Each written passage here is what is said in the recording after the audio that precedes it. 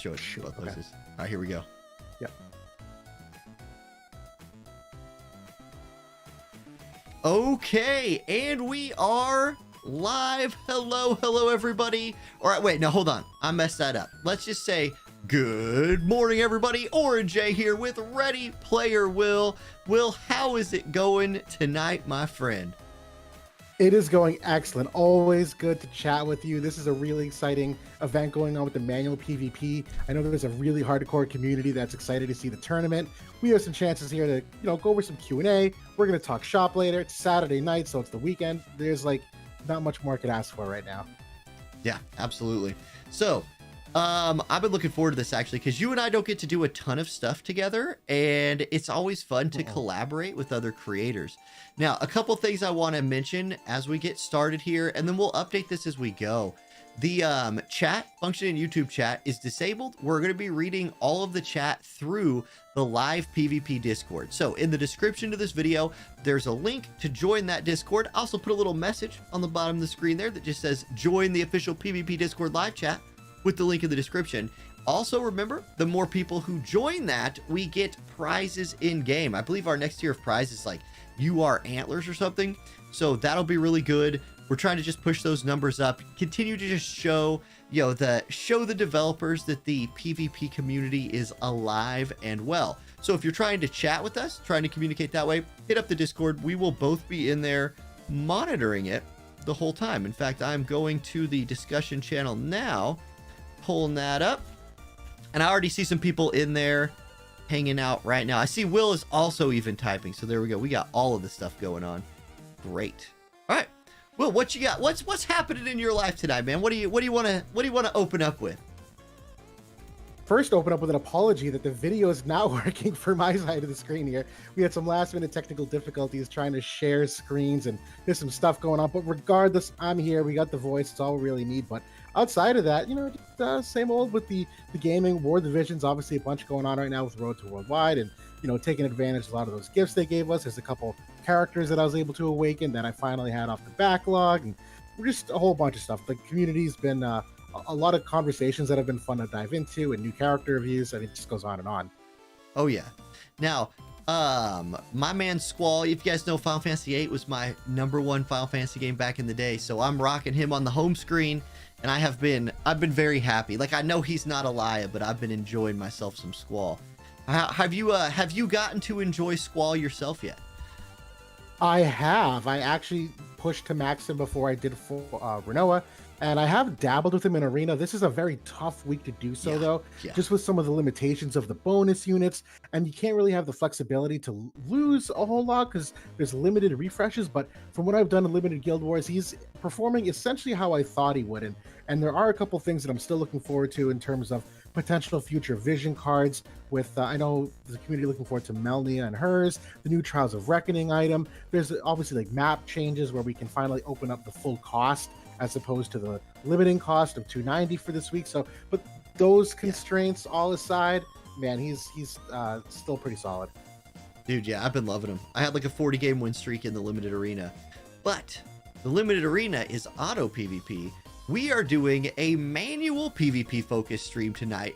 Not my area of specialties, but wait, I think I said those words right. Anyway, words. I think you did. Okay, when you picture words in your head, sometimes they like look weird. I don't know. Anyway, I've learned a lot about it doing these tournaments, and I know you know a ton about the game, so I'm happy to have you here to like back me up on that. I'm going to go ahead and throw some things on the screen right now. So first of all, here is the roadmap for the Championships 2023. You can see we got an auto tournament coming up next. That's going to be October 21st. So continue to sign up for that. Signups are still open. We really want to show, and like this is something kind of like a personal goal of mine. I just want to continue to show the team that like the PvP scene is alive and well. So even if you don't make it in, if we get those big numbers of people signing up, right? That will show the developers, hey, there's still a like desire for this. And I would really like there to be an official PvP scene again next year. Then, if you're interested in manual, on November 11th, there is the Last Chance manual qualifier on the board there. So take your manual skills. You have a better chance of getting into the manual ones because fewer people tend to sign up. And then in December on the 9th and the 16th, you have the actual championships, the grand finals for the big prizes, December 9th and December 16th, December 9th being auto, December 16th being manual. Then let's show this right here. This will give you a little bit more info on like starting times for these tournaments. The Saiga Cup that's coming up, you can see those times on the screen. That one will also be simulcast for like the Chinese audience, so we'll have a lot of streams going on there. But you don't have to live in the like Asia region. Even if the time is like European or Asian, you can play from anywhere. We just like to mix up the times of the streams to you know, give everybody a different chance to watch. So I wanted to go over that real quick, and then we'll have you signed up. Okay, hit us with a little insider info here before we start pulling people in and doing some interview work. Have you signed up for any of these tournaments yet? Have you tried to get in at all yourself? You know what? I had not. I was part of the very first one ever about a year ago when they first started rolling this out. It was not official or affiliated with the current setup, but I haven't done the current one. Only because there's just a lot of X going on. We're in the WDL for Kason. A lot of stuff, obviously, with Guild Wars and whatnot, and other gaming. And I've just enjoyed being here to watch the others. I will likely eventually dabble, but I know there's some time constraints too with scheduling and whatnot that I didn't want to overcommit if I couldn't manage. But I've been following all along. It's been great. Awesome. Okay. Hey, right now I see that like I have chat disabled on the like YouTube settings, but YouTube chat is still working, which is interesting. I am trying to disable that right now because, guys, hey, if you're hanging out in YouTube chat, please do join the Discord and chat in there. Like, we are not watching YouTube chat for this, and so I'm gonna go ahead and I'll mess with that a little bit more here. But I think we're ready also to bring in our first interview of the day. So let's try to get that set up. And I want to apologize, like Will was saying earlier, about the video problems. We were going to do this on Zoom. Turns out a couple of the people we were bringing in to talk to could not do it on Zoom. So we switched to Discord real quick. Camera problems arose. So you get that beautiful picture of Will over there that I will try to keep on the screen. But yeah, thank you. That's my good angle. I appreciate it. It really is. And I hope so, because it's like you took the picture, right? That's so, correct. okay. Yeah. Thank you. Yeah. Yeah, it's good to take good pictures of yourself. Okay, Will, I'm gonna let you go ahead and be the one who like types to the staff in the background there, because if I click on Discord to type messages, it will actually take your picture off of my screen. So I'll let you go ahead and be the one who handles that. Thank you very much. Now I need to go in here. Okay, I am disabling chat. So chat is once again turned off. It enabled itself. I think the AI came in and took over. Dangerous. That's very likely. Very dangerous. Yeah. All right. There we go. So I believe we have somebody joining us now.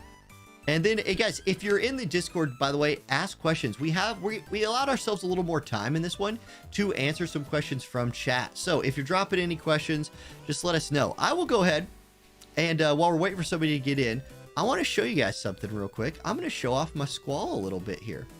Let's take a peek. Oh, I'm excited to see this. Yeah. So he is fully reincarnated. This is max reincarnated Squall. You're sitting at 83. No. Huh. You stop right there. You did not max reincarnate. Did you really? Allow me to prove it. There's the screen right there. If you're watching the stream, he is 83 reincarnation Squall. All maxed. Done. Oh my. So no wonder you're having some good success with him. That is actually a sizable bulk for him to increase what he wants to do best. That is impressive. Yeah, and like that's the thing I think that like I know a lot of people were down on Squall just about like his he doesn't have courage or re-raise, that kind of thing. What Squall does have is a whole bunch of statistics. So in this build, I mean, like he's got a lot of attack, he's got a lot of HP. He definitely works. I'll kind of piggyback on what you said earlier. I mean, look at that 25 AoE resist. That's really nice. To kind of like go off of what you said earlier, he definitely is better in mono lightning teams. And in the current like arena setup, he doesn't quite you don't get full bonus if you run mono lightning, right? You kind of need to get either like a water element in there or Shalze or somebody like that. So he's not, I've still been on like a 40 game win streak with him in there. Did lose one today as I was trying to maximize my bonuses. So I fell into that trap. But yeah, dude, because it gets like, honestly, it eventually becomes a little bit less fun to just beat the same like, it's like, okay, I can go hunt water, but I want to see if I can beat mono strike, Right, and, exactly. and then you just pressing commands, then skip, and then commands, then skip, and you just go through that same rigmarole for 20 refreshes, fall asleep after a little while. Yep. Oh man. Okay, I think we're having I think the first interview is having some problems with their mic. So I'm going to look at chat for a second here and just see if we got anything going on. I see that Starwolf has said, hello, nerds. Hello to you, Starwolf. Yes, hello. Okay. Starwolf is, I don't know if he's still in Lucavi or not. I do know him from my own Discord channel as well. Active player in the community. Hello. Oh, yeah. Somebody who I've known, I say known. This is one thing that, like, it's nice to have somebody else in here who goes through this probably same process, right? Like, well, how many people, like, when I say no, I mean I know them by, like, a circle image on YouTube comment and a name, right? But like, I wonder if I ever like ran into somebody on the street, like they would probably see me and they'd be like, hey, and I'd be like, who? What? Oh, Starwolf. Literally 10,000% yes. And it's so funny you say that because like post-COVID, I spend more time with people in Discord than I do in real life. Like that's my social circle right now is like my guild mates. And I know them literally by no more than, an avatar. Yeah. But like, these are the people we hang out with all day. Like all day. That's the weirdest part. 4 in the morning. I'm in bed. I'm like 3 in the morning. Day during work hours. Literally all hours of the day. Absolutely. Man. Okay, we have a chat question, or we have a Discord question. So I'll read it. Well, it's a question to you, so I'll read it to you as if I was Starwolf. Okay. Do it. I'm ready. All right. At Ready Player Will, before Road to Worldwide, I found that when I got a new character, I used to be able to 120 via medals and tokens, gill summon, and such before the banners were done. But since around Sephiroth, I haven't even been able to 99. Did they lower the rate that we get them? I'm unsure what them means in that question, but do you... What do you think? I would think he means medals, and I'm gonna say no. If I had to guess, it's probably different banner types where older banners might have had shards that drop. Like let's say a 9-step, you might have gotten 40 shards along the way. You might be misremembering too, maybe some pity events where if you if you pulled them in the last final step, you can use some of those medals to them. But mathematically speaking, in terms of what you get, the guild summons you still get 7 a day, so it's just changed locations. It used to be in the summon menu, now it's in the shop. The amount of medals exchanged, that conversion has not changed at all, like Mog medals in acquiring them. So I would tend to say that it might just be maybe some slight misremembering or some one-offs that maybe set that impression, but I don't think anything's actually changed that would cause that to not be able to bridge the gap between 120 and 99. That's a lot of shards that you're missing out that I don't think there's an explainable reason. Yeah, well, and I think that I had a similar feeling to that, and I do see that our first interview person is making their way in now. I had a similar feeling to that, and then they added in those, and this is within the last like couple of months, those 3 step ups for freeviz, where on the 3rd step you get the shards, and that kind of like that made me feel a lot better about building those units to that initial point. And when we got those bajillion polls or whatever, I got so many soul stars that I'm like drowning in them. Okay. Absolutely. Well, we do have Xena here, by the way, so we are ready to kick off some of the Q&A of Manuel. I know we've been talking a lot, Xena, but if you're here, Aaron, obviously, if you want to say hello too. Yeah, hello. Hello, can you guys hear me?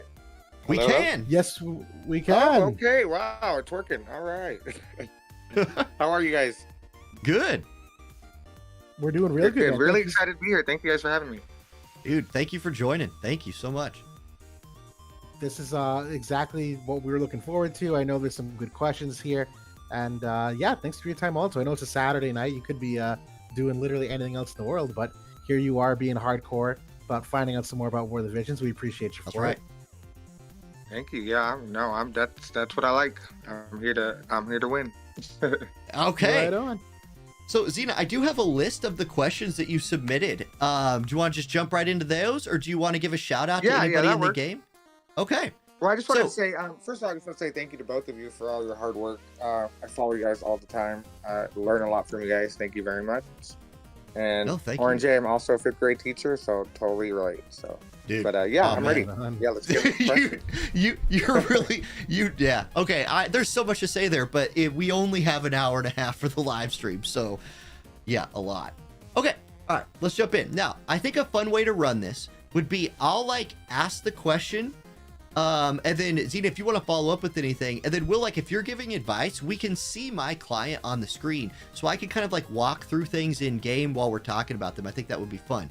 So Sure. Question one was, I need advice on how to maximize my light evade build. So Will, take it away with that. So the thing with evade is there are some very specific attributes you need to look for to get the math right, which I know we're going to talk about again in a little while. But it's specifically you want to maximize your luck stat where possible. You want to make sure your characters are relatively fast because agility is part of that. But you also want to make sure you do have the proper just evasion stat as well. And some of the best ways to get that luck stat, which is your primary number one emphasis many times, is through the vision card. So I know Orange J, you are driving here. If you wanted to potentially go to maybe a vision card screen after you're here on Elena, Yep, we can look absolutely. to see those 35% luck vision cards are must-haves at the very minimum for both your main slot of vision card, but also in a sub slot. And although it gets cut down, I think it's 18%. The two of those together are massive levers to maximizing the light evasion. And so that's kind of the quick math high level of it. I know I unfortunately I'm on a little bit of a lag from your screen, Orange, so I can't see necessarily Yeah, I'm on where you are, Starlight but Elena's card right now. So it's 35% luck, 13 crit damage, and then strike attack resist 20. This card has massively risen in use. Right? I did not realize that Starlight Elena's card had 20 strike attack resist on it before right now. It's been a long time since I played Light Evade. Oh my goodness. It has. So, okay. So to back that up a little bit more, like as somebody who like, okay, I'm not a light evade player, and I'm also not as big of like a number cruncher as you are. I know that evasion is like important, and I go for a number like 140 or 150 or something like that, right? But then all I know about luck is that I'm trying to just get it as high as I can. Is luck, and then like also agility factors in, but how much more important is luck than agility? Far more, because you have more control over your luck.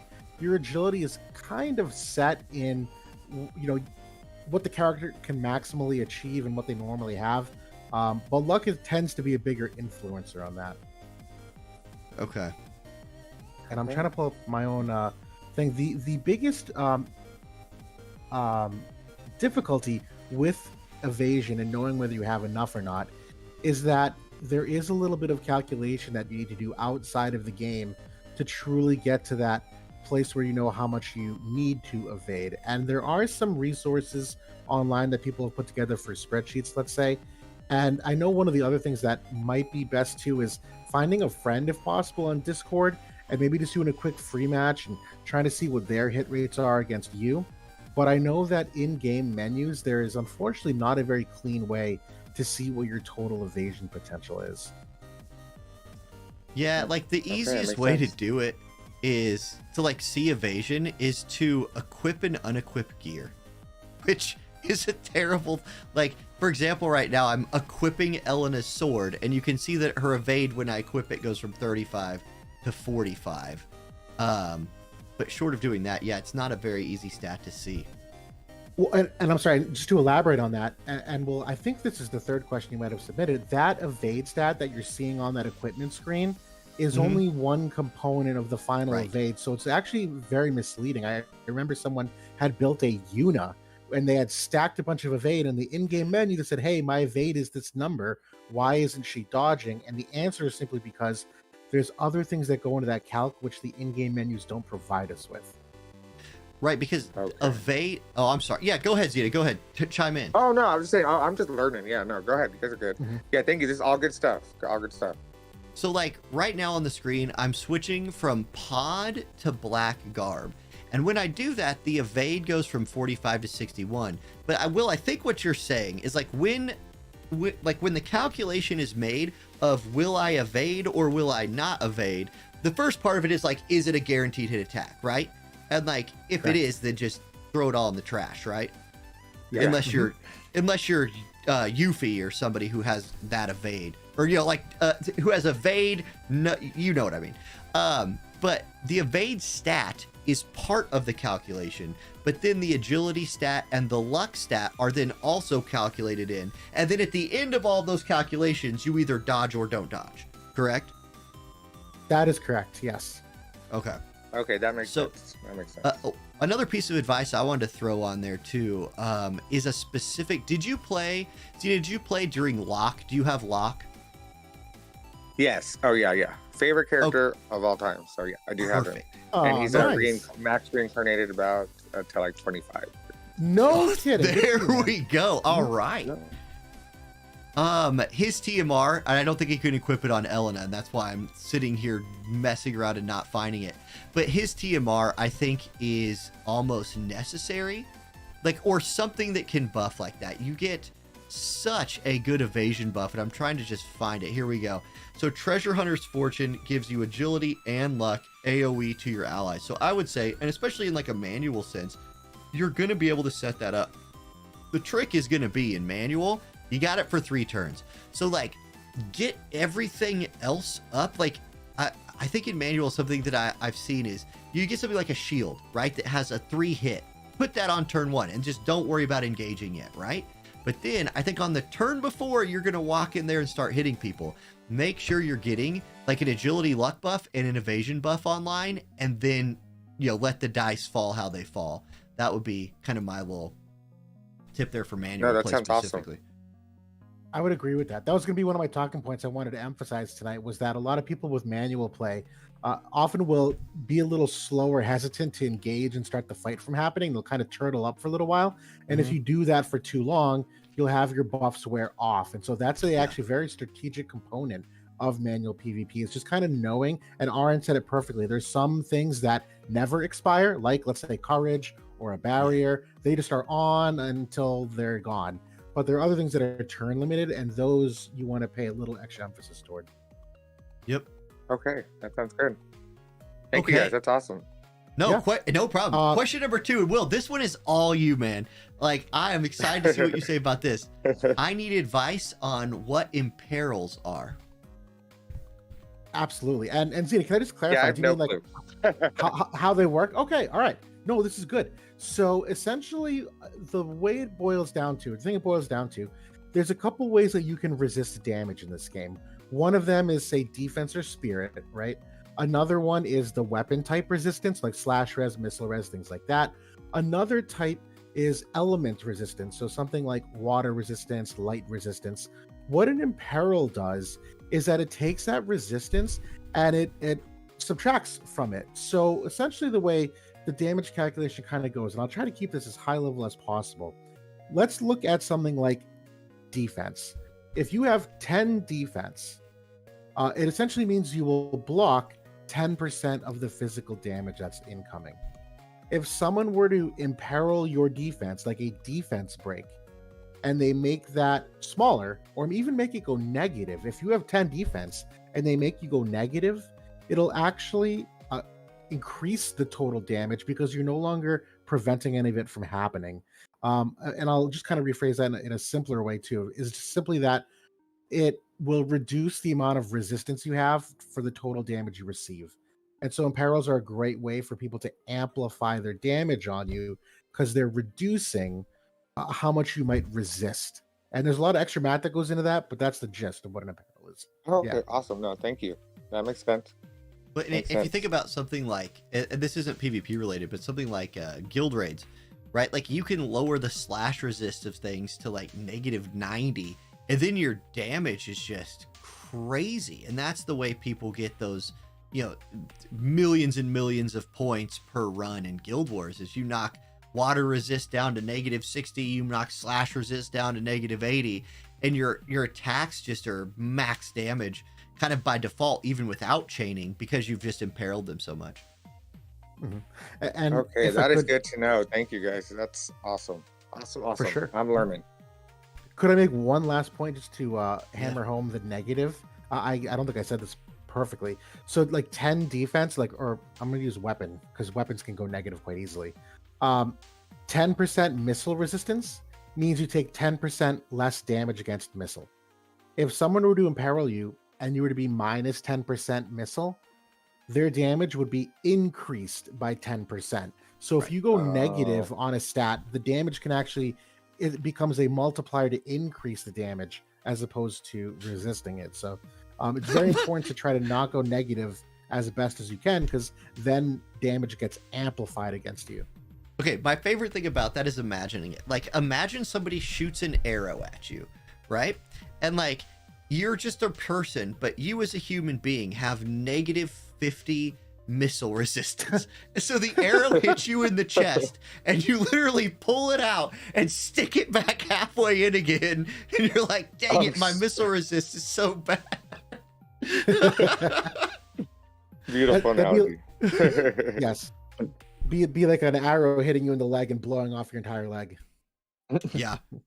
Now, something about that though is like, and I have pulled on the screen here, Squall's TMR. So one thing when you're running Squall, and his TMR is really good.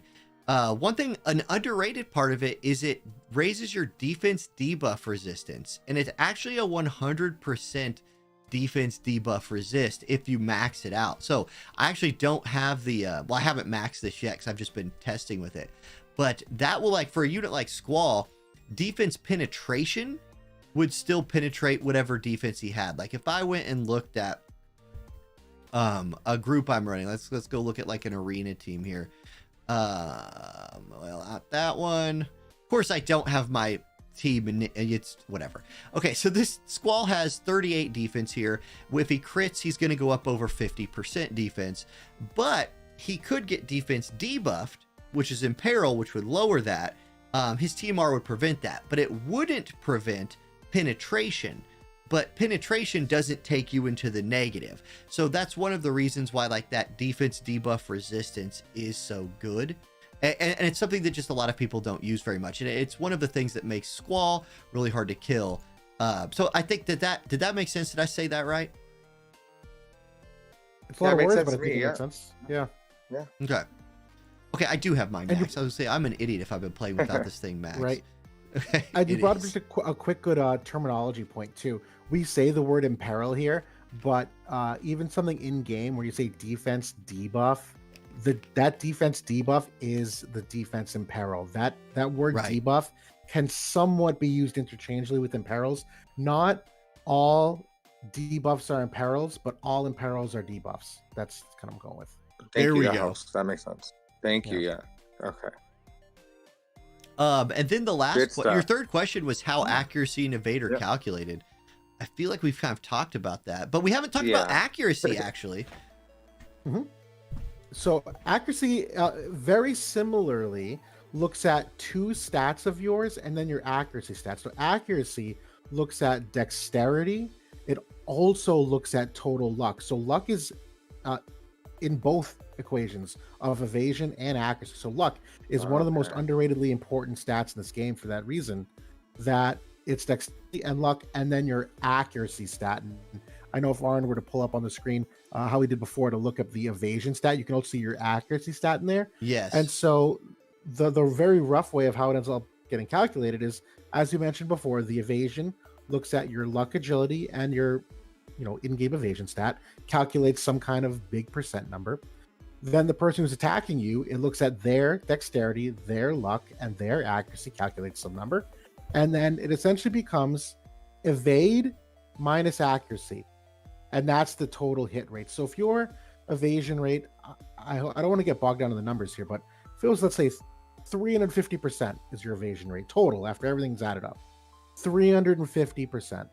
Let's say someone's your total accuracy was 300%. You would take 350 minus 300. The hit chance is the difference. It's 50% chance to hit. And so that's where people try to find ways to amplify their accuracy. A lot of times the way to do that is also by building up their luck. The same concept as evasion. That stat goes both ways, importantly. Yeah. Okay. Yeah, that's great. Well, like looking at this right here. It's all about luck. It's all about luck. It is. Yep. It is. Yeah. That's right. Which is a well-named stat. It is, seriously. And I don't think we've mentioned this at all, but a very important part of your maximization of evasion as well. I don't know how much you might have dabbled in it, but the trust stone system is exceptionally important at this point of the game, where trust stones, we've talked a little bit about the whole system, so I want to talk more specifically about the luck set. But of the types of runes that you can craft on the left side, which are your more defensively oriented ones, HP, defense, spirit, luck, etc., being able to craft luck trust stone sets for your left side is exceptionally important for light evasion. There is a ton of luck stat that you get from those trust stones, and when you're rolling for even the small passive abilities, the smaller text on them, there is a luck 10% there as well that, all said and done, when you add those up, make a massive difference to your potential evasion. So if that's something you want to run, that is a very important part to also put in there to really get it functioning properly. Okay, yeah, I've been working on my trust stones. It's kind of getting fun, so yeah, no, I'm working on that. Thank you very much. Nice. Trust stones really are kind of a fun part of the game. Like, they were really tedious when they came out, and I agree with that. But nowadays, like, trust stones are just, they're not that bad. And something like luck, because it does factor into both evasion and anti-evasion, it's one of the 2 left side trust stone passives or additional abilities. Again, it's another terminology. Passive means additional ability. It's that and HP. I just look for those on all of them. Like, any kind of top end set, I try to make sure I have luck and HP on them if I'm min-maxing them. Just in case. Cool. All right, sounds good. Thank you guys. Appreciate that. I just learned a lot and have a lot of work to do. Awesome. Thank you so much for stopping in. Good. And good luck. Obviously, I know Aaron and I are both also available on YouTube, on Discords, literally anywhere. If you still have any follow-up questions, feel free to use this as a resource. We love to talk about this kind of stuff. True. Awesome. You guys are great. Thank you so much. I appreciate it. Yep. All right. Xena, have a great night. All right, you guys too, and I'll continue watching the stream. Thanks, guys. Thank you. Right on. Okay. I thought that went really well. Will, what'd you think? That was awesome. Those are great questions. Honestly, it's one of the more complex systems in War Divisions, and I actually think that's kind of how I went like viral early, is that I dabbled a lot in those mechanics, the calculations. There are things that don't have a lot of visibility. As I mentioned, in game, there really isn't a good way to see the total calculation. And since the actual calculations, it's not as simple like, is this, luck a good number or not? The calculations themselves are technically logarithmic, which means you can't do mental math about them. There's you have to actually use Excel. It's exceptionally difficult for the average person to really know about hit rates, and there's a lot of just muddiness there. So yeah, I think that went good. How about you? Dude, that's what I always used to like. That's what I like about it's definitely a stylistic difference between yourself and myself. Is like, your videos, people watch your stuff because they want to see that, and then people watch my stuff because I'm like, luck's good, run it. Like, it's true. They're like, how good is it? I'm like, real good? I don't know. Like, it's pretty good. Just as much as possible. Dude, okay. So wait, I need to get like a gif of the cowbell gif from Saturday Night Live, like the more cowbell. I need a more luck gif with Christopher Walken. I'm gonna make it. Okay, yeah, do that. Just make that into a thing. You always need more luck. It's always this true. More luck. Okay, now we do have one more guest for tonight's live stream. We got 2 of them on schedule, but we also just have some time. So, is there what I kind of want to piggyback off of that last interview a little bit. If somebody said, Ready Player Will, I will give you 100,000 Visior if you can win 3 matches in a row, but you must play light evade. What comp are you building? Like, what units are you running? And just kind of just as much as you want to give. Yeah, so Elena is still a staple of light evade. Now, there is a lot of counterplay to her with dark units at the moment, but in terms of what light has to offer for evasion, she is by far the best of them. Locke, unfortunately, didn't get enough of the power creep adjustments in terms of some of its defense penetration, things of that nature, that I think she is still superior. She scales off spirit instead of defense, so there's still like a natural damage advantage there. And that same argument for Locke is kind of true for Violet for Persona as well, where she did not get a 140, so that, kind of out the window. And in terms of other evade capable units for Light, there's really not a whole lot. Sylvie, potentially, we've seen people use the Sylvie evade build, but we're still waiting on her 140, so I'm holding on that. So Elena at the very minimum. I do think the other must to go with her is Addison Rae. And I know that everyone may have I was wondering if you were going to bring that out. Yeah, you have to. You know why? Because Addison Rae gives that nullify sure hit for 3 turns, in addition to the courage, in addition to the heal back. And so not only does that free up Elena a turn for her, where Elena does not have to self courage because Addison will do it for her, but it also does the nullify sure hit. It gives Elena some heal back potential. And so the two of them together not only have that perfect synergy, but Addison is also a magic scaling unit. She's got a lot of really good abilities here. Magic barrier break, that's going to help Elena do some damage. Up and down, perfect synergy.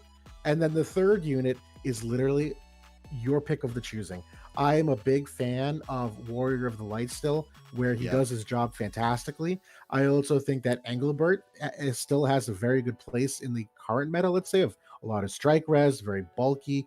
I have seen some great teams here that are a little more offensively tuned with Winged Stern and Bartz, where both of them obviously add a different offensive angle, but you do want someone who can soak a little bit of damage. And I think Lucio is still a really good one too, particularly for newer players, where Lucio is easier to max reincarnate, which does have some big upsides. He doesn't have the hate that Engelbert and Warrior of Light does, so there's some things you got to work on, making it go your way. But you can bow tie him. Bow tie, you could do the old Vow of Love subvision card if you really wanted to. So, at the very minimum, I think that's kind of what I'm going through if you're throwing money my way. Which, if I was a newer player, Vow of Love, by the way, is given to you. Vow of Love, the Ketone card with slash attack up and agility on it are both given to you maxed as a new player right now. You just have those things at level 70, day 1. Yeah, it really helped me on my alt account with Lucio because it's great stats for him too, and it kind of makes him into more of a tank. Now, okay, like kind of a follow-up question to that though. Let's say your team is Starlight Elena, Addison Rae, Warrior of Light. Like, are you really an evasion team still? You are. So that's one of the biggest misconceptions about evasion teams, is people think that everybody needs to be evasion, and that's not true. And actually, in the current state of the game, it's very risky to do. There was a time back, a couple of years ago, where you could run 3 evade units, and it was just a game of like tag, haha, try to hit me, good luck. But right now, with the amount of guaranteed hits that there are, the amount of accurate units that there are, making all 3 units evasion is very boom or bust in how easy it can be to fail. And particularly when you talk about evade units that, we're at, or let me take a step back, we're talking about a unit that has some hate, like Warrior of Light or Engelbert. That's a very important thing to make sure that people aren't attacking your Elena, they're attacking someone else. You don't want 3 enemies ganging up on an evade unit, because just like statistically speaking, one of them is likely to hit her, or another one is. And so, the evasion at the end of the day is nothing more than a means of survivability. And, sometimes that's 2 units that have it, sometimes it's 1, sometimes it's all 3. But at the very least, you want to balance your team, because that balance is really important. Yep, I agree. Anytime I ever played evade, so the last evade team I played was really close to the one you described. It was Starlight Elena, Warrior of Light, Sylvie. I think Sylvie is just nuts. Like, I love that character. I think she's really good. And I am the king of slow building Addison Rae. I did not purchase a single one of her shards. And in fact, while we were talking about her, I just discovered that through the guild barracks, I am at 104 of 120 on her job level 25. So I am, the slow build marches on, Addison. But you need that 120 ability to make that run. So you're getting then I need then I need more. I mean, eventually I'll take her all the way. She's scared. That character scares me to death, man. Every time I see Addison Rae, I'm like, oh no. She's gonna sweetheart bot me or something. I'm gonna lose. And that being said, we just talked about Light, but just an honorable mention. Addison's great for any evade unit for that reason. That nullify sure hit, the courage and the heal back works on any unit in the game. So whether it's a lane or not, if you're trying to run evasion here, that's a great candidate to still synergize with. Well, and I was talking about we were talking about Renoa in one of the live streams lately, and you were talking about like good free units that we've gotten, and somebody's like Bart's, and somebody's like Renoa, and somebody's like, you kidding me? It's Addison Raid. It's not even close. And I was like, yeah, maybe that's the best right. free unit. She might be number 2. I think Ed Elric still's got the crown at number 1, but she's close. Ed is insane right now. Ed's insane for so many reasons. Absolutely. That unit is the bane of my PvP existence, because my Earth team sees an ally and I'm like, here we go. No, it's strike team with Ed, and I'm like, come on. And he's got the big AoE dispel, so all those nice chonky buffs he builds up to start the fight, he comes in there with a dispel and all your buffs are gone. Just wrecks them. It's crazy. But I don't want to get too sidetracked here, because I know we technically have someone else in the wings. We do have another interview ready. So let's go ahead. Let's tell our behind the scenes staff here that we are ready for our second interview. Siriu, I'm not sure about pronouncing the name. Siiru, Siriu. And a lot of people, and here's something, you'll appreciate this comment as well while we wait for Siriu to load in.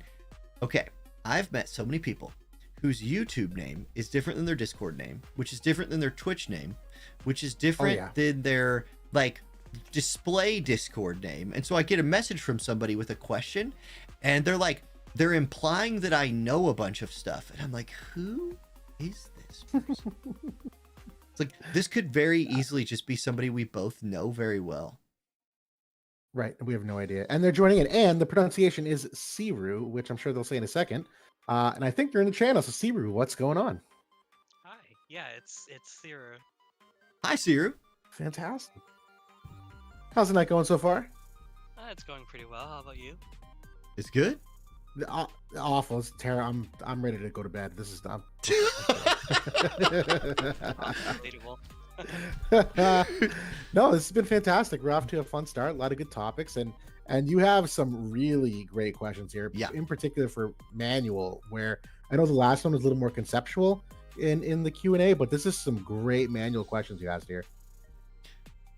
Awesome, thanks. I barely do manual battles, but when I do, those are the 3 things that usually come to mind as things that I usually struggle with, and the third one is something that has been a pet peeve of mine since the very beginning.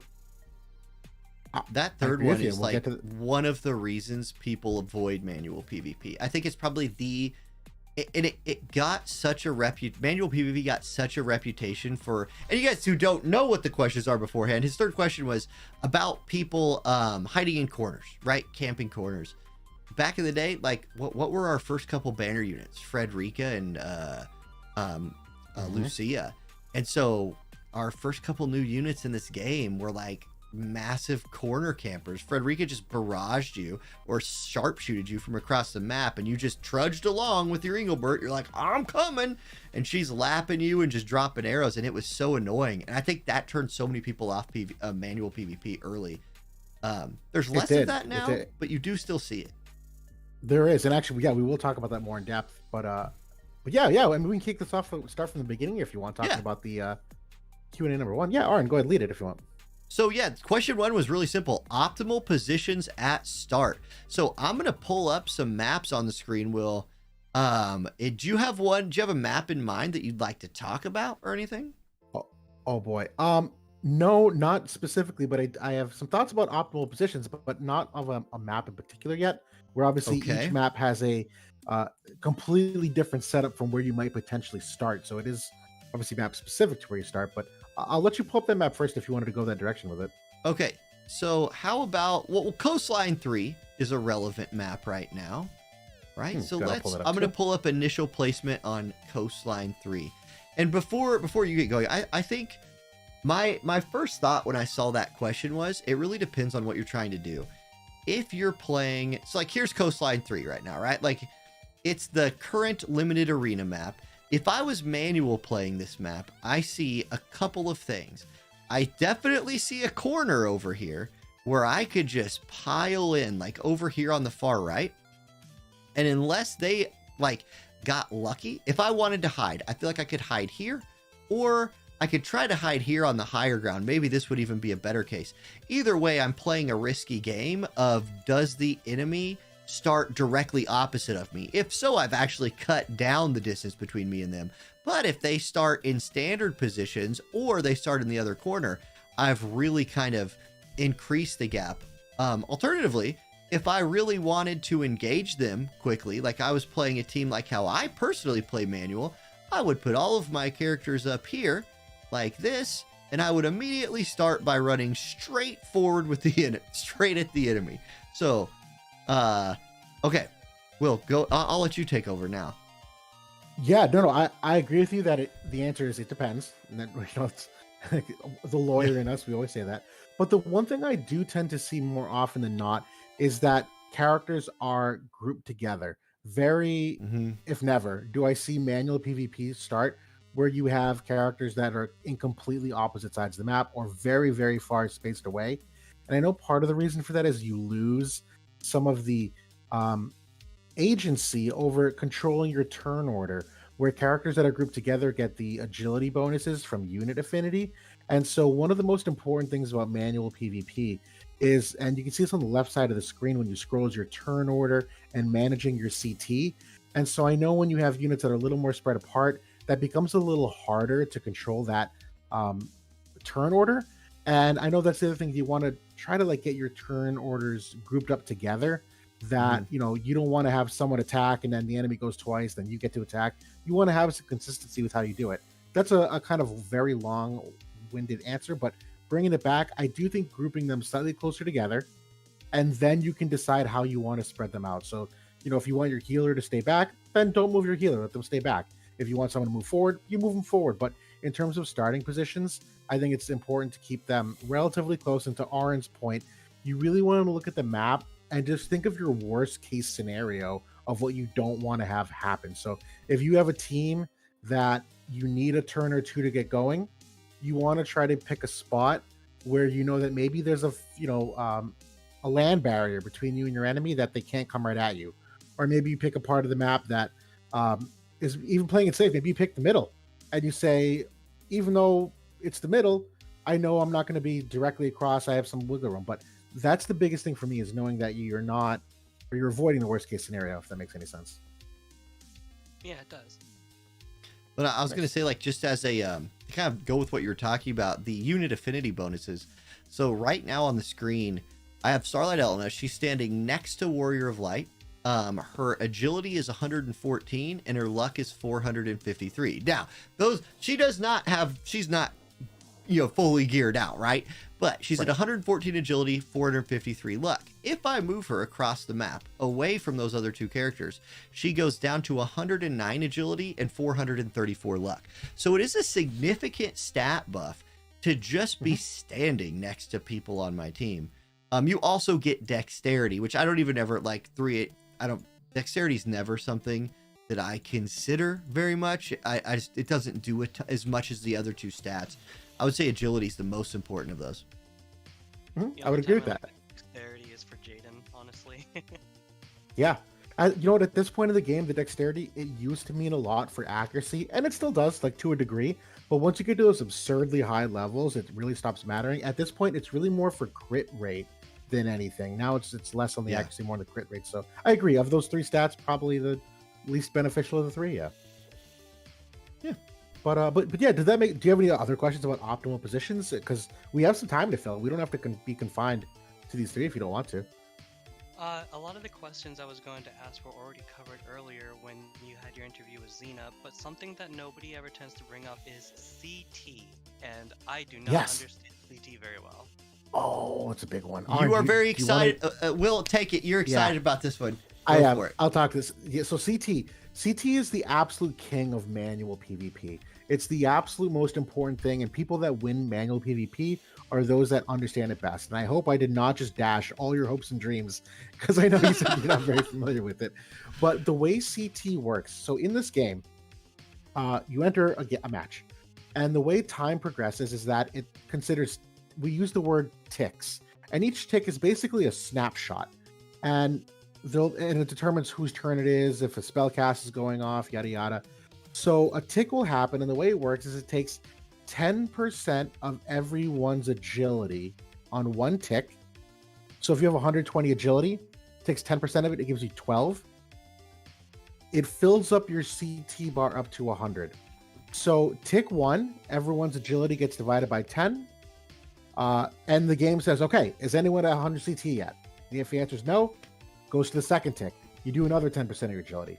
Game says, hey, anyone's turn yet? If the answer is no, you do it again. And so that's how that CT bar fills up, is that it takes 10% of your agility. So that's why haste is really awesome, because haste does your CT times 1.5. So you have much bigger gains in that. And so that's why the agility management is big. That's why you see a lot of time mages in manual PvP, because that haste and even the quicken ability to give someone a turn where they may not already have that turn is very powerful. But the best advice I can probably give is really just kind of going into a story stage and moving your units around. And just a extra mechanic shout out here. Every time your unit takes a turn, when that turn is done, theoretically their CT will come back down all the way to 0, but there are exceptions to that. They're big exceptions. If your unit doesn't move, the CT doesn't go to 0, it actually goes to 20 when their turn's over. So they will get their turn quicker if they did not move.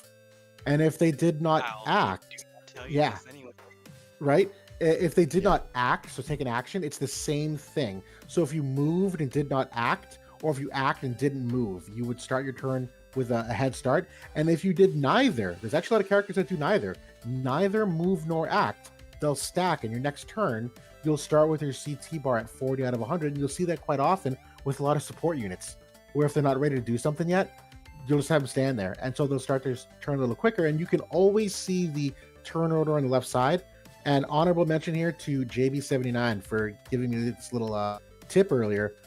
The best way to learn about that, when you're in that menu, if you physically click on any unit's icon on the left side, you can see what their CT is at that turn in the future. So if you have any confusions, and you will, I do, everyone does, if you scroll through those icons on the left side of your screen, click on someone's icon, in the future, you will see what their CT is in the future, and just play with it. Move your character, just learn that way. That's my whole big spiel on that. That's great info. Thank you so much. For sure. Do you want to jump in a room? Go into a match and jump into 20903. 20903. Because I've never, what you just said about being able to see people's CT, I've never known that. Yes, I feel like I spend a lot of time in this game, and I did not know that information. So I want to know that at all. That's crazy. I'm booting up the game right now. Just a second here. And just on the honorable mention of tips, and again, full credit to JB79 for some of these too, because he's got some of those insider stuff. A big tip for what people think is manual PvP moves too quickly. The way you have a certain amount of time per turn, right? When it's your turn, the counter starts at 10 seconds. If you move your unit, you get another 10 seconds. And if you open the ability window, you get another 10 seconds.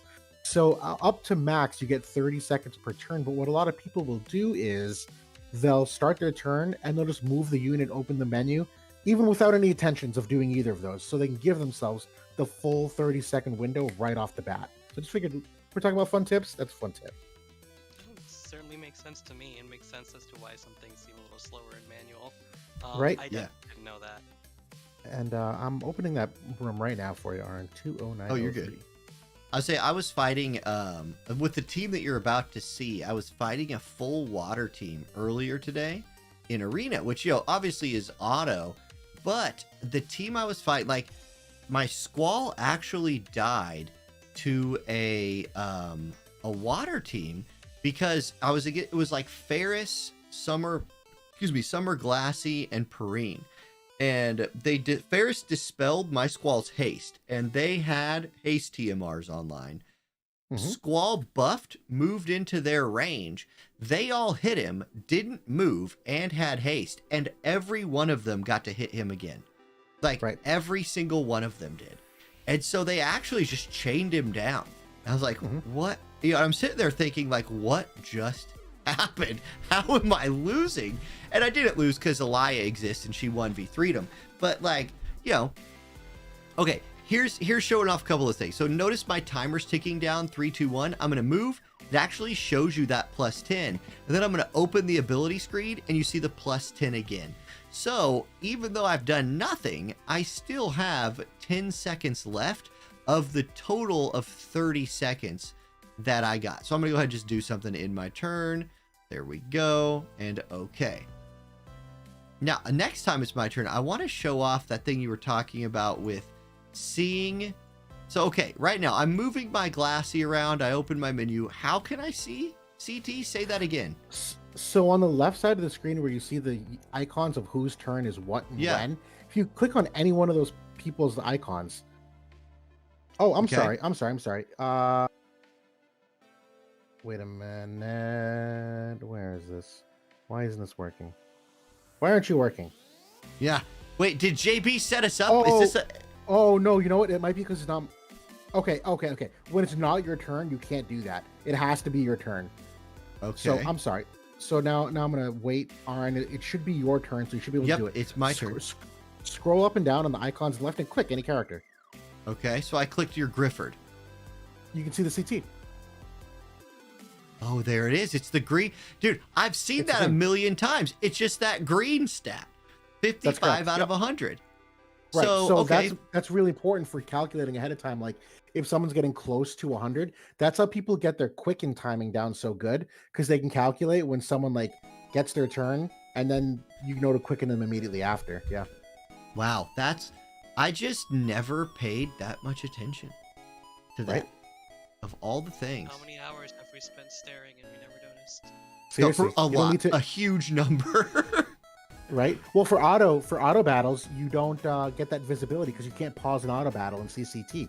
So that goes completely under the radar. And even for PvE content, there's very few instances other than like, you know, guild raid and whatever, that you need to like actually look at the enemy CT real time. Yeah. Well, I hope you're ready because now we're going to go PvP. I'm coming for you now. Are we? I've literally been sitting here like AFK. I don't have any buffs online. I got nothing. Let's see how this goes. I've begun buffing my last turn. Right. We both brought Summer Glassy, who, by the way, would be a not good manual PvP unit, I think. I would agree. That's one of the big hurdles that I had to over. And we're gonna get to the other questions here too. So we're just kind of talking out loud. That was one of my big hurdles in adjusting to manual PvP. Is that a lot of the standard classes that we know of, like tanks in particular, I don't want to call them worthless, but without the hate mechanic, they can just walk right by you, which was very frustrating to me early on in game. That, you know, I'd come out with an Engelbert and someone could just walk right by him and kill my Ayaka instead, and I did not like that. It's just a different way of playing the game. But yeah, that's it's a tough thing for a lot of people to get used to. I've discovered for myself anyway, if it's manual PvP, maybe don't bring a tank. Yeah, I would agree. No, wait. I will say though. Can I rebut on your Summer Glassy though? Summer Glassy might be the only tank you'll ever bring in manual PvP. Yeah, Summer Glassy might be the only one because that aura around her that prevents damage to teammates actually is like a form of tanking that no one else can replicate. Other than Squall also brings something like that, but he's not a tank. Squall has his little barrier thing as well, but it's not for teammates. Yeah, true. Yeah. True. This is the most ghetto manual. I clicked auto. Will. Oh, did you? Yeah. This is a manual Q&A. How would you possibly pick auto? because I didn't know what I was doing. I was gonna run out of turns. All right, fine. Here we go. Now I'm coming at you with the manual play. All right, let's see here. Squall's gonna go right here, and he's gonna use his striking attack. Wicked Pummel, but I would like him to... Oh, there's a tree right there, so he can't do it. Oh my gosh, and that'll hit himself. So I need to run back to here. Now time's ticking out, Okay, I want to use Winding Blade. There we go, okay. Take your defense pin down. Then don't move to save CT. Perfect. Right. See, and look, by not moving, your Glassy gets a turn, and then Squall gets to go again. Wait. So there we go. Or does he? Or does he? Yeah, you gonna stop him? You gonna land stop? Nope. Yeah, he does get to go again. He's just gonna kill my whole team. He's just gonna hit someone else. Hell, he hit my tank at least. So status ailments, for those who witnessing, status ailments are like one of the most incredible things about manual PvP. Status ailments are very underratedly debilitating, and you're seeing right there why. And I want to hit Squall. Go auto attack Squall, please. Basic attack Squall. We're gonna do that. Thanks for not killing Elia. Right, so now I can basically Squall. Oh shoot, I should have done that, shouldn't I? Yeah. Now we're gonna show the power of an AOE attack that is not actually AOE. Right. She gets right in the middle of everybody and just picks 3 individual targets. Awesome. Now, I'm going to use my tank to go wake Squall up. Get up, Squall. No. There we go. Ah. Oh, no. At this point, I wish I had... Oh, my God, there's the counter chance. I wish I had done some buffs ahead of time. It's okay. We're okay. We're okay. Okay. Ooh, come on. Stay there. This is a travesty of manual PvP that everyone's watching. I can't believe we actually played this out. What are you talking about? This is great. I'm just gonna buff. But you know, this actually is a good chance to show off some mechanics that we're talking about. Yeah, with the, well, and that was the reason I went in here too. I really wanted to do that click on somebody thing and see the CT. It's amazing how I never noticed that before. Okay, and I'll point out a mistake I just made. There was no reason I buffed haste on Squall. I should have just stood still. There was no reason for me to move, right? Mm-hmm. Like, I should have just stayed where I was. Yeah, that was kind of dumb. Okay, Graviton Strike. We'll just knock your agilities down a little bit here. Little agility debuff for you. Anyway, let's see. I'm pulled back the screen. Siru, if you have any other things you want to comment on while Will and I embarrass ourselves, and he keeps charming my Squall. I mean, it's just like... Well, I guess the only other question I had were, I guess how unit resist versus area resist versus element resist is weighted in terms of usefulness. Like, I run primarily a light of A team, and the way that looks like these days is Starlight, Lena, Sylvie, and Addison Ray, and they're doing pretty well. But I noticed that like none of them have AoE resist or unit resist, and I'm not sure how important that is. Extremely. Yeah. Yeah. If I had to rank them, it's tough to rank. Unit and AoE are basically equivalent. There's just, depends on who you're going against, whether they're best attacks or unit attacks or area attacks. Element res is secondarily the best because it's also, the thing about those is that you cannot penetrate them with things like weapon penetration, but element res only works against the element, right? So if you have lightning res and you're not seeing a lightning team, it means nothing for you. But area res and unit res will work in every situation, so highly recommended for those. Absolutely, 10,000%.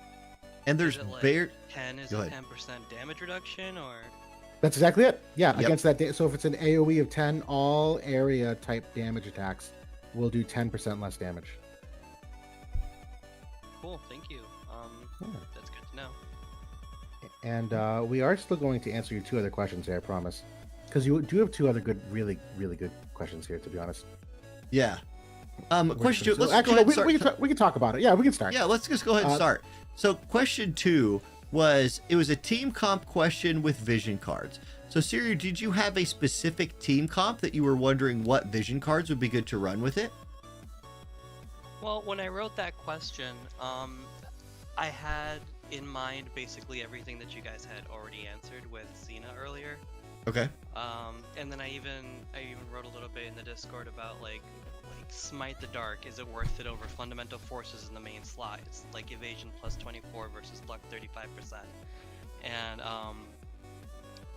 yeah, basically like how would you personally arrange those cards in a light evade setup? Would you prioritize Fundamental Forces or would you prioritize the Luck? So go ahead. Oh, go ahead, Arn. It sounds like you were musing for a moment there. Well, okay, fundamental forces, and I don't have that on this account. Like, I passed on it. It just, as not an evasion player, I did not even pick it up. But what's the party effect on that? It's 20%. Oh my god, why can't I remember this either? I will say, hold on a second. They're both about equal. Okay. Roughly speaking. So it's 24% evasion, it's 16% crit evade, and it's 35 slash attack. The thing about fundamental unit forces, effect agility. That is correct. And so the thing with your fundamental forces, that is a relative upgrade over Smite the Dark, is exactly that on the unit effect, that I think most people tend to like that agility for Elena a little bit more. And you overall, they're both about equal. I'm sorry, that's a short answer. Yeah. It's generally a short answer. If I could take a step back and answer your question, I think a different way that's more applicable to a lot of people, because it ties back to your unit and area res question. In terms of delegating which main vision cards you should always strive to have unit res, area res, and agility as your attributes on your main vision cards. Even in evade teams, that is important. It's if you go too evade heavy, your characters become a little too squishy, can die a little too fast. So there are some elements that have a couple of those attributes, AoE, unit, or agility, 2 of them on a card. And fortunately, light is one of them. If you have the Bahamut vision card, it's one of the best vision cards for various reasons, but one of them is because you have both unit res and area res, so you cover 2 out of your 3. You still need an AoE card somewhere in your party. So whether for light, if that's Dark Bahamut, or if that's the Jaden vision card, either one of those, or even something like Death Machine if you're an old school player that has that card. But the third vision card can now be either Smite the Dark or Fundamental Forces, because you've already covered your bases on the other 2. And then just for sub-vision cards, that's where you have a little more play. Another good one is to still have an agility card in the sub slot. So like Black Rose Lena is universally agility for all people. That's another really good one for evade units, because agility is part of that equation. So agility, highly recommended.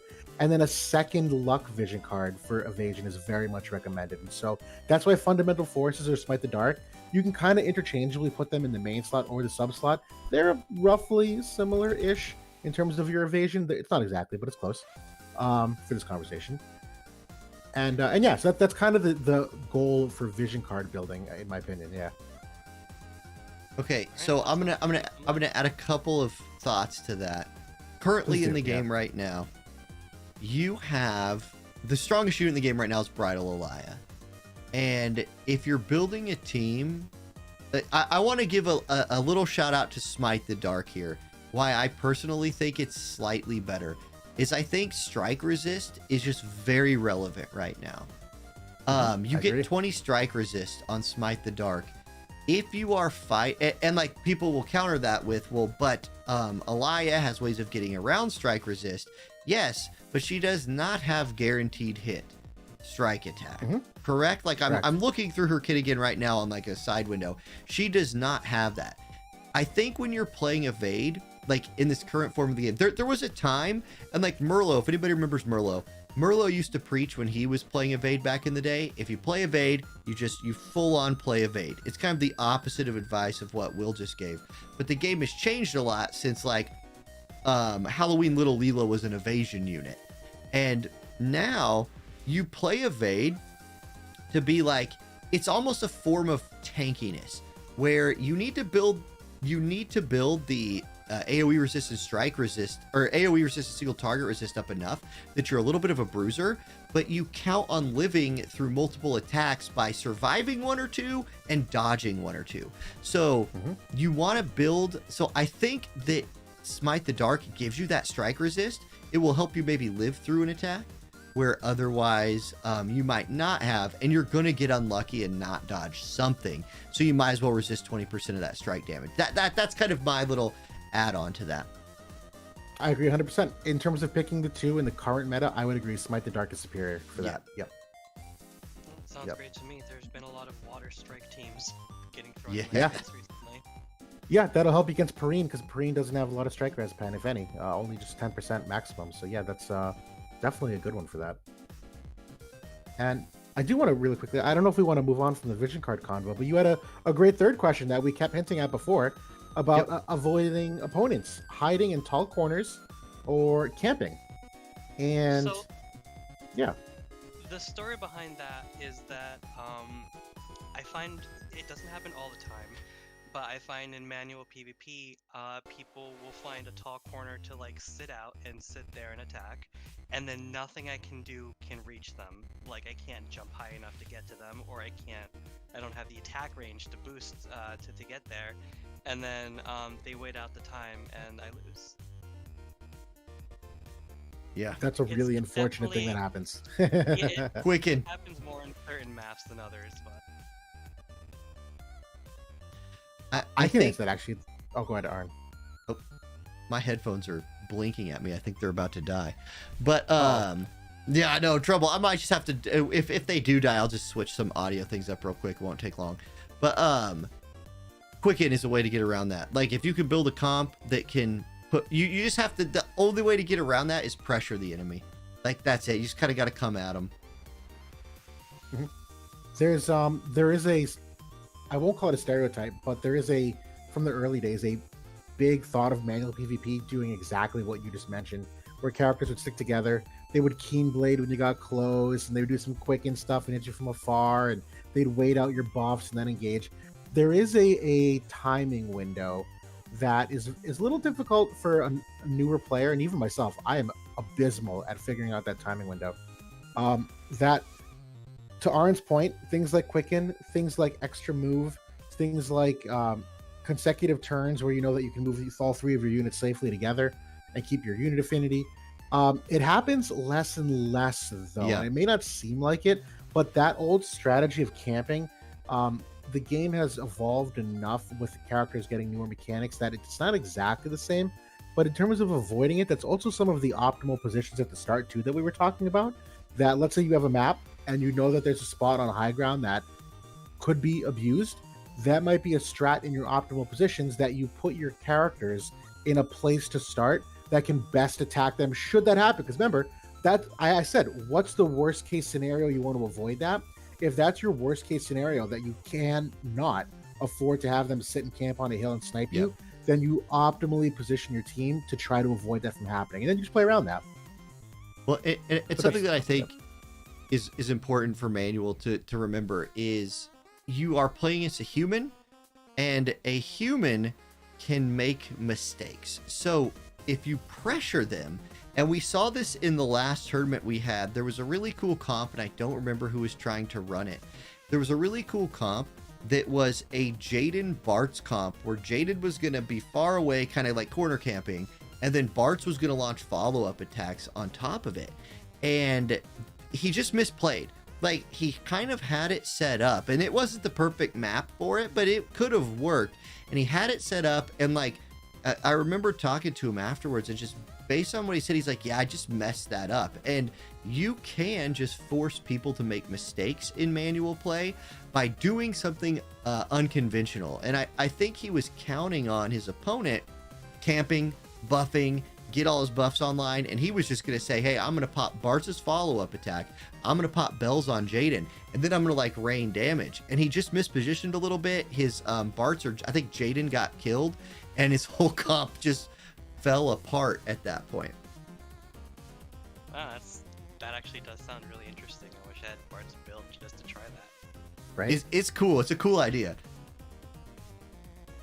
And to Arn's point, you know, there's a lot of really creative things you can do with characters that you might not do otherwise. And that'd be my other just piece of advice is you got to think outside the box a little more, which is very difficult when you play as much auto PvP as the game entices you to.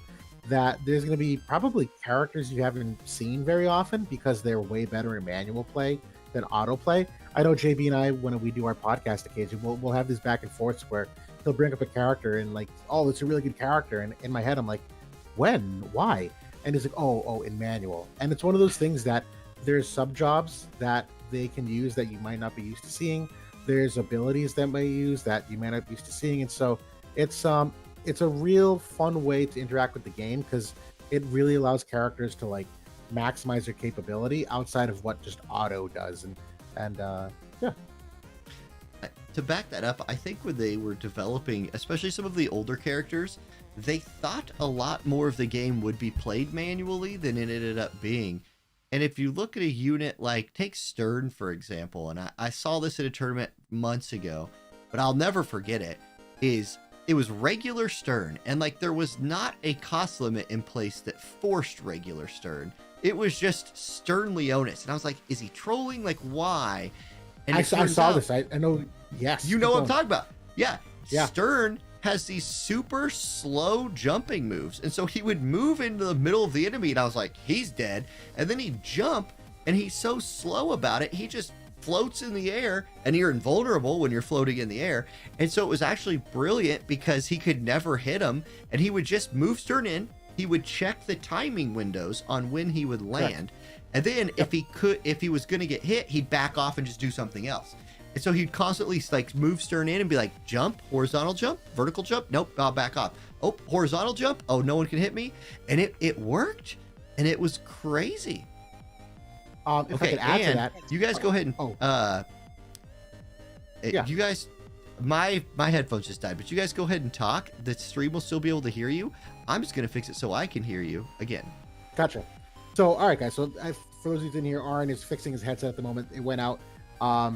Real quick on that note that he was talking about jumping, a very fun manual PvP tip or trick that people have done for those people that are not Dragoons naturally. They'll leave the ability unleveled. They'll leave it at level 1. And the reason for that is because when you level up an ability, you can increase its cast time. And higher cast time means it goes off faster. If you leave an ability that has a cast time on it at level 1, it'll be much slower. So theoretically, having a level 1 jump ability, they would be in the air forever because it takes so long for the cast time to fill up for that and to actually deliver the jump. So kind of for the viewers specifically that may not know a lot about that too, that's something I wanted to throw out there.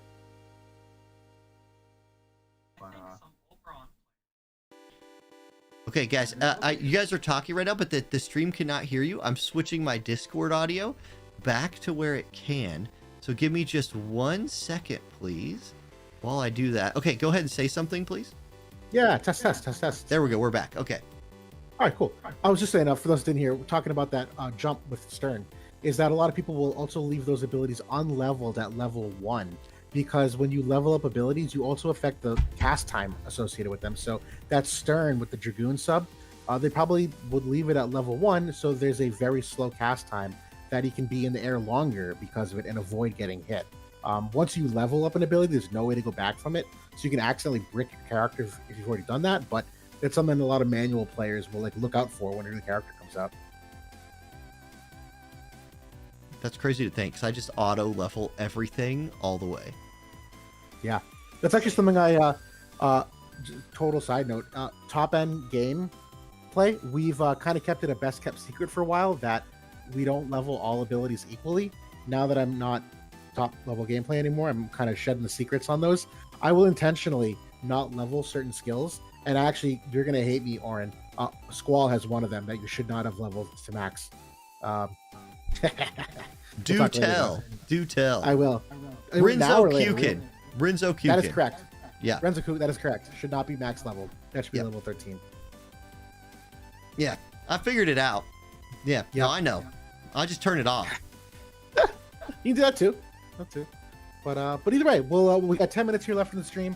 I think we answered all your questions, Searu. Did you have anything else here before we sign off for other potential questions? Oh no, that was absolutely everything. You guys knocked it out of the park. Nice. Well, thank you. Well, awesome. I think that's it then. We can move on to some other small topics if we want, Aaron. And Searu, thank you so much for coming on tonight. Searu, thank you. Yeah, thank you so much for having me. You guys have yourselves a good night. You too. Do the same. Okay. All right. So how did jump off right on? That was good. Those are good questions. That was obviously a little more manual oriented, where the first one was more conceptual, but both are really important concepts for approaching a tournament like this. You want to, be as knowledgeable as possible. Yep. Dude, I like that Squall thing you said. It just hit me. Like, yeah, because he uses it. If you leave that skill on and you have it max, he uses it when he shouldn't, and that's how I know you shouldn't max it. Yeah. Yeah. So the big comparable, the way the damage calculation. Actually, you know what? We're gonna take this offline because that's auto PvP. Yeah, that's true. Okay. Yeah. Yeah. I don't want to derail our manual fans here with something completely unrelated. Okay. I don't know. Hey, I'm gonna do we do have a couple housekeeping things to do, and then we can wrap it up with whatever random chat we want to for like 5 minutes. But I do want to mention again, we have anybody who's hanging out here that wasn't here at the beginning, please do make it a point to go join the manual or the official PvP Discord server. Link to that is in the description to this YouTube stream. Like, join that thing. We get rewards for the number of people who are joining. And if you're somebody who cares about like the future of PvP in War of the Visions, it's very important to continue to show Square, to show Gumi that there is a community out there that wants these kind of things to continue. Also, I would encourage you to, if you see, and like Will, I'll have you shout out the other like servers here in a minute as well. Join the content creator servers, the unofficial PvP servers. Those are a big deal, and that's kind of what spawned this whole thing in the beginning. So the more active we can be in PvP, the more likely we are to continue to get the support from the developers, from the studios, and all of that. Then I do also just have to show this again real quick. Apparently it has shifted its position. Wait, watch this, watch this. That's high level streamer editing right there. So here's your remaining tournaments, guys. We only have 4 left. October 21st is actually an auto tournament. November 11th, a manual tournament. Both of those are the last chance qualifiers. Anybody can enter. You don't have to have played in a previous one, so please do join those. They are going to be at these times. I'll put the times on the screen while I talk. So there's your Saiga and Goga Cup time windows. If those work for you, great. And then the finals are on December 9th and December 16th for that 100,000 Visior prize. You get trophies, all of that cool stuff. So please continue to support what we do here. And then Will, I'll throw it over to you. Do you have any servers you want to shout out? Well, namely your server, to be honest. I'm hugely impressed with your server, Aaron. I know a lot of the content creators do have their own. Mine is basically non-existent. I really just do it for access reasons if people want to contact me. But no, you have a great hub of community and other games that help bring people together and help this community grow by kind of interacting with them. I do know that Kayshawn server. Now, Kayshawn, for those of you that don't know, hosts the WDL. It's a draft league that kind of is like a fantasy sports that we do for War Divisions. And the cool thing about the WDL, it's got a lot of really smart people and active people in the community that should you go to that Discord server, there's a lot of people there that you want to like be bumping shoulders with and rubbing elbows, if you know what I'm saying. Like really strong community there. And I think it's basically it, for recommended servers. Yeah.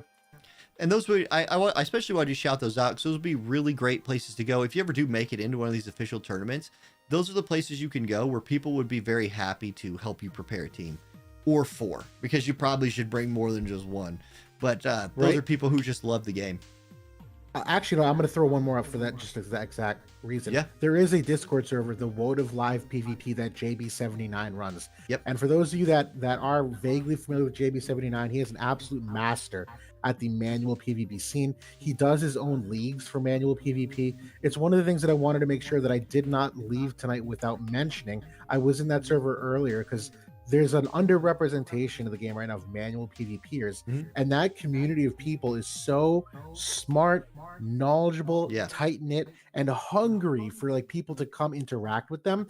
No matter your experience, that should you want to join that WoTV Live PvP server, and we'll find a way to link it potentially, that those that are just starting to dabble, I know they would love to have you. And that's one of the biggest pieces of satisfaction after a manual fight, is being able to actually find the person that you fought and talk with them. And since the community is so small, it's not that hard to do.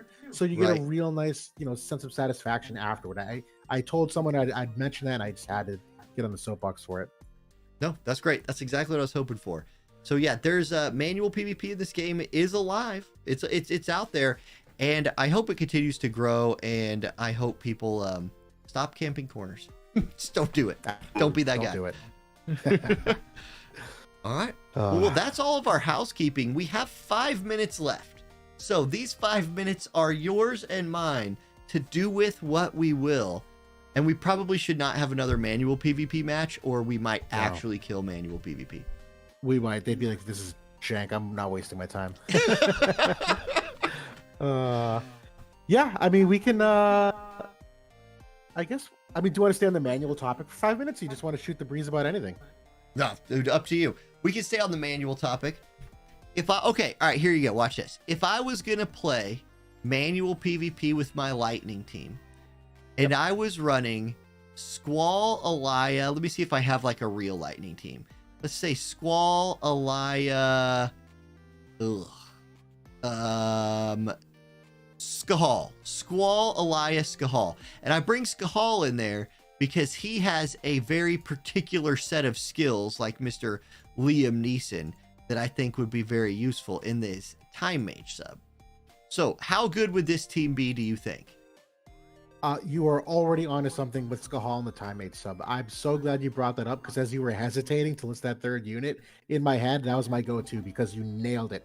Squall is an exceptional manual PvP unit. We're obviously, in addition just to the damage output, the counter ability that he has, the imperils. You talk about the potential of status effects, where that's something we kind of alluded to, and I wanted to use that charm effect earlier to hint at it.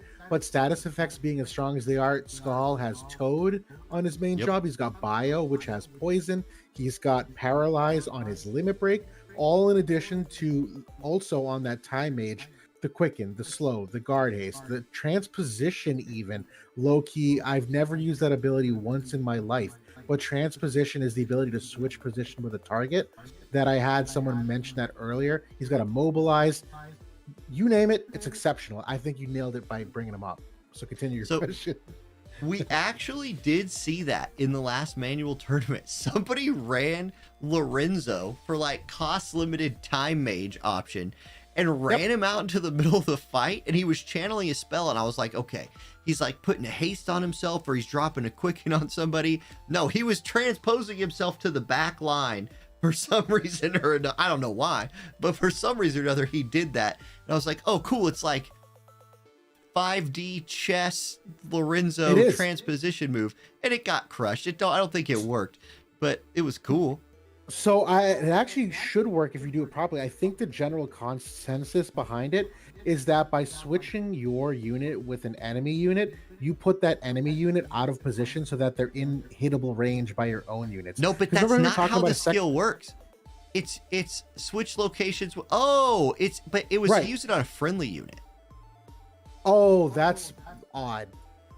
Never mind. I've seen people use this for enemy units where they swap an enemy into a range that's hittable. Because remember, you play this game of cat and mouse. Like, do I move? Do I not move? Yeah. Range, not range. Transposition is good for that, from what I understand. I've only ever thought of using this on a friendly unit. Oh, no, enemy. Yeah. So you run up to like Halloween little Leela, and you just start channeling a spell in front of her, and she's like, I'm out of here. And then you're like, psych, I'm out of here. And then she's right next to, Thancred, and he kills her with his Gunblade, because Gunblade users are the best units in this game. Boom. That's exactly what happened. She would, okay, what actually would happen in that situation is she would damage redistribution on him and kill him. Like, he would die. Yeah. He would attack her and die. To the magic, that counter, he'd be nuked. He doesn't do well against that. I'm pulling up Thancred's resist right now. Yeah, he is indeed minus 15 to the magic. So we were on that. That's it? I thought it was worse. Well, it feels worse because it's Thancred. But for some reason, why is my Thancred's faith at 74? No, you have something wrong with your Thancred. He should be minus 30. I'm sorry. Yeah. Wait. What is wrong with my Thancred? How? That's so. Oh no, it's one of his sub. It must be ability. He has He has Mage's Protection on. Yeah, so I'm trying to overcome that. There you go. Good There luck. we go. Let me just put jump back 1 on, so we're back to regular Thancred. Yep. Yeah, so it's worse than what we thought. Okay. It's way worse. There it is. Man, but don't worry. He'll use his limit break, and it wins the fight. Oh yeah. He puts on I that bet you barrier. nobody Very, watching very thought we would end the stream by talking trash on Thancred, but it's always a good trash. time to do it. It is. Someday we'll use it. Okay, now I do want to ask you one question before we go. We're on the last minute of the stream. Overall impression, we're in the Final Fantasy VIII collaboration right now. Just generally speaking, can you throw in like 30 seconds, throw a letter grade for Squall and Renoa? Or if you haven't done Squalls yet, you don't have to like spoil that, but. Wait, you haven't seen my Squall video? I cosplayed that Squall. No, I've only seen your Renoa video. Oh, you got to click on my Squall after. I did a cosplay of him. I'm very happy. Awesome. Okay, I will watch that after the stream. So 30 seconds or less. Grading both of them in the current game and foreseeable future, I'm gonna go B minus C plus. It's not great. It's and I'm being who gets the B generous. minus? Who gets the C plus though? Well, you know what? I actually can't even break them out because there's two totally different.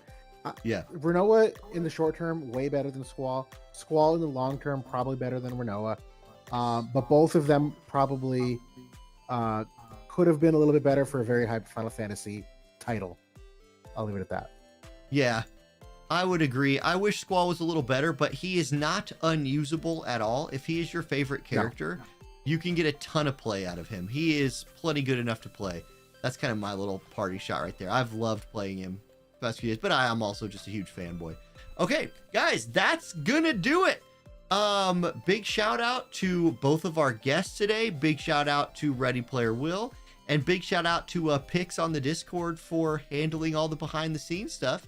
Will, do you have anybody else you want to shout out before we call it a day? No, that's really it. Just wanted to also shout out Square Enix and Gumi, obviously, for allowing this to happen. The Square Enix doing their part to make sure that this tournament happens, and we want to make sure that we give it the love it deserves and invest in it. And to all the fans and players as well too, this is a great community. I know we get a little over emotional because of how invested we in, but the way I see it, that's because of how strong the love for the game is. So it's a double-edged sword. So that's really it. But thanks again for having me on tonight and all those others. And that's it for now. I appreciate being here. Okay. Well, I'm going to click that ending screen button, and hope everybody out there has a wonderful night, and we'll see y'all next time. Sounds good. See you, everybody. Peace.